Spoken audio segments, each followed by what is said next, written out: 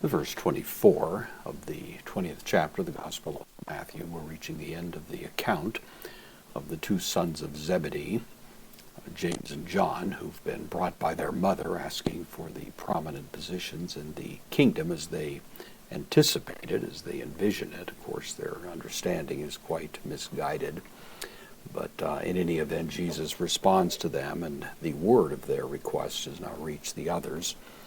And Matthew includes a comment concerning their response. So we have kai, the connective, a kuson tes. It's an aorist participle. It's the masculine plural nominative participle. So having heard.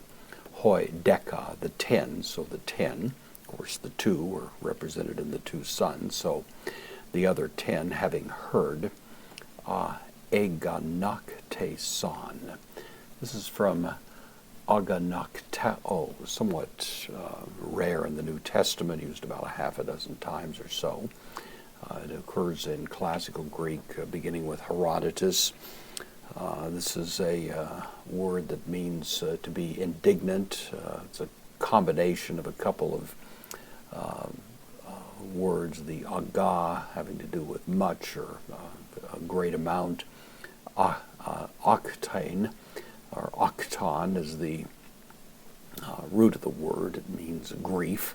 A lot of grief is the idea. It's not found as such in the New Testament, but they were experiencing it. This is the third person plural, aorist active indicative. So they were filled with grief, or they were very indignant, would be the idea. It really suggests the notion that all of the disciples had the same idea in mind, jockeying for positions of prominence, and here these two seem to have engaged in an end run, and the rest of them are envious of that and angry about it. So it doesn't say anything particularly good about the rest of the disciples, but these two have stepped in front of the line, as it were, making this request. And so they're indignant. Peri, preposition takes the genitive. Peri, concerning, tone, the genitive, plural, masculine article, with the brothers, the brothers, and the duo brothers, the two brothers.